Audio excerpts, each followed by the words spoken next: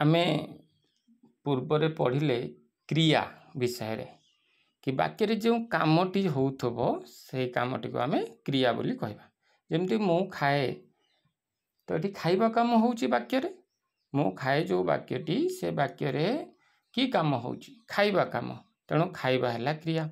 तो ये खाइबा क्रियार विभिन्न रूप अच्छी ना नहीं, विभिन्न रूप अच्छी। खाए, खाइली, खाइबी, खाउची, खाउथिली, खाउथिबी, खाइबा उचित, खाई पारे, ये सब विभिन्न प्रकार खाइबा को लगे कि विभिन्न प्रकार ओडिया रूप गुड़िक आमे देखि परिबा, शब्द रूप गुड़िक पाई परिबा। क्रियार विभिन्न प्रकार रूप अच्छी ओडिया रे। ठीक सेमती इंग्राजी रे जदि कहबा, इंग्राजी रो भी विभिन्न रूप अच्छी, किंतु विभिन्न रूप को मात्र मूल रूप 5टी रूप जरिया रे आमे विभिन्न प्रकार क्रिया को सजई थांती। क्रियार विभिन्न रूप को सजई थांती। देखिबा ओडिया भाषा रे क्रियार विभिन्न रूप अच्छी, यथा खाइबा क्रियार रूप गुड़िक हेले खाए, खाइली, खाइबी, खाउची, खाउथिली, खाउथिबी, खाइची, खाइथिली, खाइथिबी, खाइबा उचित, खाई पारे इत्यादि। ये सबू रूप गुड़िक होउची खाइबा क्रियार रूप गुड़िक। इंग्राजी भाषा रे क्रिया को एहीपरि विभिन्न रूप रे प्रस्तुत करिया पई समुदाय 5टी रूप व्यवहार करा जाए। आ से 5टी रूप को आमे verb 1, verb 2, verb 3, verb 4, verb 5 गाता शॉर्टकट रे आमे V1, V2, V3, V4, V5 बोली कहि थाउ। इंग्राजी भाषा रे प्रत्येकटी क्रियार एहीपरि 5टी रूप अछि। जदि आमे ईट क्रिया को देखिबा ताहले ईट क्रियार इंग्राजी रो भी 5टा रूप अछि। कोन उटे ईट रो V1 जदि कहबा सेटा हबो ईट, EAT। से ईट रो मुख्य क्रिया जोटा, से मुख्य क्रियार जो से समान रूपटा हबो V1।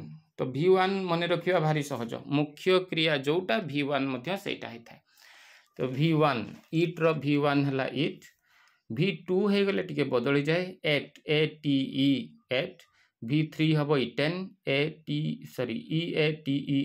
Eaten. V4 eating, EATING। आ V5 हबो इट्स, EATS। किंतु कथा होची ये सब को मन रखिया पड़ियो, नहले इंग्राजी भाषा कहिबा मुश्किल हे जीव तम पई। तो कहिबा पई हेले आगो एगुडा को मन रखिया पड़ियो। ईट रो होची eat, ate, eaten, eating, last को होची इट्स। एमती 5टा रूप। गो रो सेमती go, went, gone, going, goes. Do रो सेमती do, did, done, doing, does. एमती हमरो विभिन्न रूप को मन रखिया पड़ियो। विशेषकर 5टी रूप जदि जानि दबा ताहले इंग्राजी रो सबु क्रिया को आमे सुंदर भाव रे कहि परिया। 5टी रूप मन रखिया भारी जरूरी। ए 5टी रूप मन रहिबो केमती, ताको बारंबार प्रैक्टिस कले मन रहइबो।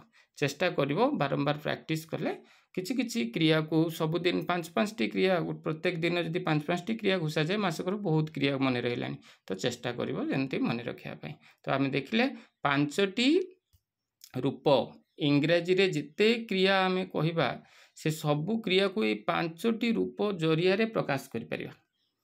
5टी रूप जानि गले इंग्राजी रो क्रिया कहिबारे आ असुविधा रहिबो नाही।